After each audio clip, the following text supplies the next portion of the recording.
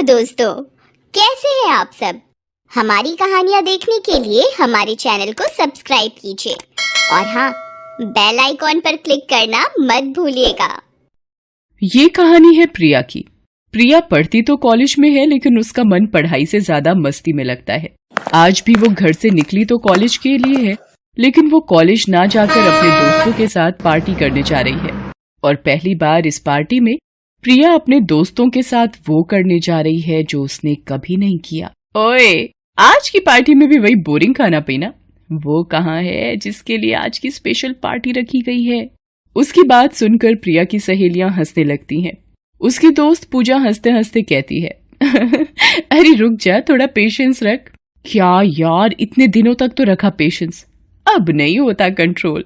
वो ये बातें कर ही रहे थे कि उनकी एक और दोस्त विपाशा ने बियर की पेटी निकाली और सबके सामने रख दिया। बियर की उन बोतलों को देखकर प्रिया के चेहरे पर चमक आ गई। ओह वाह, कितनी खूबसूरत लग रही हैं ये बोतलें। बोतलों से ज्यादा खूबसूरत इसके अंदर की चीज है। चलो आज हम सब उसका मजा लेते हैं। उसके बाद बोतलों को खोला गया और फिर शुरू हुआ पीने का सिलसिला। 2 पैग में ही सभी को अच्छा खासा नशा हो गया, लेकिन फिर भी वो और पीते जा रहे थे। कसम से क्या चीज है यार, दुनिया घूमती हुई दिख रही है। सच में अजीब सा मजा आ रहा है इसे पीकर। अरे तेरी गिलास तो खाली हो गई प्रिया, रुक और डालती हूँ इसमें। ओए लड़कियों, कंट्रोल, घर नहीं जाना है क्या। प्रिया की उस दिन की शुरुआत धीरे धीरे कर लत में बदल गई।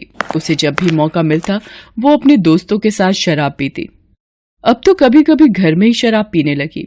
जब उसके माँ पापा सो जाते तो अपने बैग में छिपा कर रखी बोतल निकालती और शराब के नशे में टुन्न हो जाती। एक दिन की बात है, प्रिया इसी तरह रात के 12 बजे के करीब घर में ही शराब पी रही थी। बड़ी ही मस्त चीज है ये, एकदम गम भुला देती है। इसको पीकर एक अलग ही एनर्जी महसूस होती है।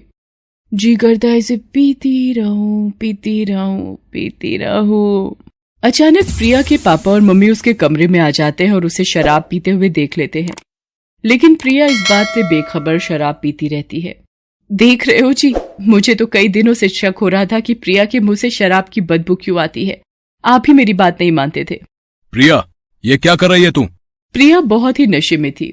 उसे कुछ समझ नहीं आ रहा था कि उसके सामने उसके मम्मी पापा खड़े हैं। वो तो उन्हें भी पास बैठकर पीने को कहने लगी। इस बात पर प्रिया के पापा को बहुत गुस्सा आया। उन्होंने उसे एक थप्पड़ खींचकर मार दिया। मुझे मारा आपने? मुझे? मैं अभी पुलिस को फोन करती हूँ। ये कहते कहते वो बिस्तर पर बड़बड़ाते हुए सो गई। सुबह जब उसकी आंख खुली तो उसे होश आया कि उसने कल रात क्या किया है, लेकिन उसे अपने किए पर कोई पश्चाताप नहीं था। उस दिन के बाद भी वो बाहर भी शराब पीती और छिप छिप कर घर में भी। प्रिया के मोहल्ले वाले भी अब पीठ पीछे प्रिया के बारे में बातें करने लगे थे। एक दिन जब प्रिया के पापा अपनी सोसाइटी में गाड़ी पार्क कर रहे थे तो उसने 2 लोगों को प्रिया के बारे में बातें करते सुना। क्या कहें भाई, जमाना बहुत ही खराब हो गया भाई। अब सोसाइटी की लड़कियां भी पीने लगी हैं। हमें प्रिया के पापा से बात करनी होगी, इस तरह तो हमारे बच्चों पर बुरा असर पड़ेगा। इस तरह से प्रिया की बदनामी होती देख उसके माता पिता ने सोचा कि इसकी शादी कर देते हैं, नहीं तो कल को ऐसी लड़की से कौन शादी करना चाहेगा जो शराब पीती है। उन्होंने प्रिया की शादी एक बहुत ही सीधे साधे लड़के विपिन से कर दी। विपिन बैंक में जॉब करता था। शादी की पहली रात ही प्रिया ने छिपकर शराब पी ली थी, क्योंकि बिना शराब किए वो बिल्कुल भी नहीं रह पाती थी। विपिन को जैसे ही शराब की महक आई उसने प्रिया से पूछा, ये शराब की महक कहाँ से आ रही है? शराब नहीं तो? नहीं प्रिया, ये शराब की ही महक है। अरे ये फूलों की महक है। देख नहीं रहे हमारे बिस्तर पर कितने सारे फूल हैं? ये उन्हीं की महक है। भला यहाँ पर शराब कौन पिएगा? भोला भाला विपिन प्रिया की बातों में आ गया, लेकिन उसे अब हर दूसरे दिन ही ऐसी महक आने लगी। उसे कुछ समझ नहीं आ रहा था कि ये महक आती कहाँ से है। इधर प्रिया भी समझदार हो गई थी। वो कोई ऐसी चीज खा लेती जिससे शराब की महक उसे ना आए, और विपिन के आने से पहले वो कमरे में रूम फ्रेशनर भी छिड़क देती। इस तरह से वो इस मुसीबत से तो छूट गई, लेकिन एक दूसरी मुसीबत भी जल्द ही सामने आ गई। अरे प्रिया, अभी परसों ही तो मैंने तुम्हें 3000 रुपए दिए थे ना राशन के लिए, फिर से राशन खत्म हो गया जो तुम पैसे मांग रही हो। जी वो मैं उस दिन राशन नहीं ला पाई। जब विपिन ने इसका कारण पूछा तो वो उसे पकड़कर रोने लगी। अब क्या बताऊं मैं आपको विपिन, कल राशन का सामान मैं लेने तो गई थी, लेकिन लगता है किसी ने मेरी बैग से पैसे निकाल लिए। मुझे माफ कर दीजिए, लगता है ये मेरी लापरवाही से हुआ है। अरे इसमें रोने की क्या बात है, तुम मुझे बता देती। वैसे गलती मुझसे भी हुई है। ये लो मेरा क्रेडिट कार्ड, तुम्हें जब जरूरत हो ले आना। इससे बार बार मुझसे पैसे मांगने की जरूरत नहीं पड़ेगी। प्रिया का तीर ठीक निशाने पर लगा था। अब तो उसके पास क्रेडिट कार्ड था। उसका जितना मन होता और जो भी शराब पीने का मन होता वो ले आती। इस बीच प्रिया के सास ससुर गांव से थोड़ी दिन के लिए उनके यहाँ रहने आए थे। अब उनके रहते तो पीना बहुत मुश्किल था। 2 दिन प्रिया ने किसी तरह काटे, लेकिन तीसरे दिन शराब की लत उसे घर के बाहर ले गई। वो अपने दोस्तों के साथ पीकर लड़खड़ाती हुई घर आई। जैसे ही वो घर में आई, शराब की तेज बदबू घर में फैल गई। उसके सास और ससुर ने अपनी नाक दबा ली। उसने प्रिया से इस बारे में पूछा तो उसने सीधे मुंह कोई जवाब नहीं दिया और बिस्तर पर आकर लेट गई। शाम को जब विपिन घर आया तो उसे सारी बातें पता लगी। उसने भी प्रिया से शराब के बारे में पूछा तो प्रिया चिढ़ गई।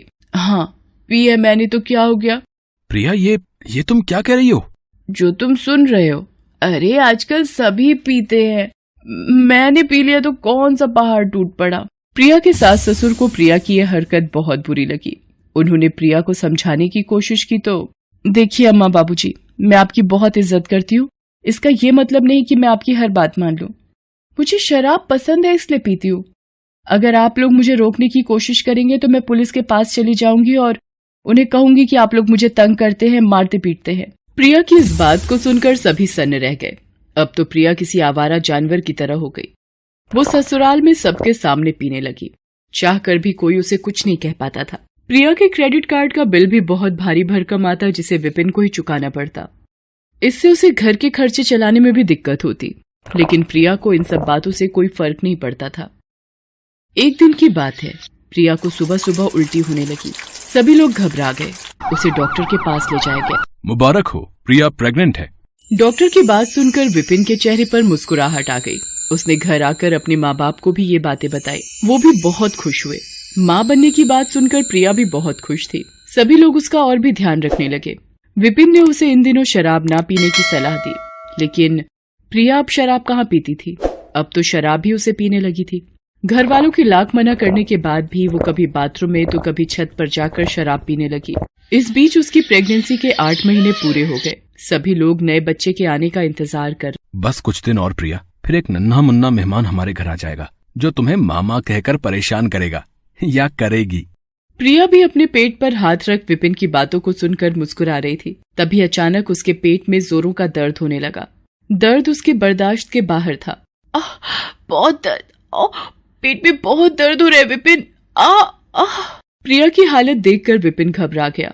वो तुरंत उसे लेकर अस्पताल गया। प्रिया को आईसीयू में एडमिट कर लिया गया। 3 घंटे बाद जब डॉक्टर बाहर आए तो उन्होंने कहा कि आई एम सॉरी, हम प्रिया के बच्चे को नहीं बचा सके। प्रिया के अत्यधिक शराब पीने के कारण ये हुआ है और दुख की बात यह है कि इसी शराब ने उसके भीतरी अंगों को बहुत डैमेज कर दिया है। अब प्रिया कभी मां नहीं बन सकेगी। प्रिया को जब ये पता लगा तो उसके आंसू रुकने का नाम ही नहीं ले रहे थे। उसे पहले दिन की शराब पार्टी से अब तक का हर दिन याद आने लगा। उसे सबकी सलाह याद आने लगी। उसे अपनी गलती पर पश्चाताप भी हो रहा था, लेकिन अब उसका कोई फायदा नहीं था। इस घटना के बाद प्रिया ने शराब तो छोड़ दी, लेकिन इस शराब ने उसकी जिंदगी में एक बहुत बड़ा खालीपन दे दिया, जिसे वो चाहकर भी नहीं भर सकती थी। हमारी कहानियाँ देखने के लिए हमारे चैनल को सब्सक्राइब कीजिए और हाँ, बेल आइकॉन पर क्लिक करना मत भूलिएगा।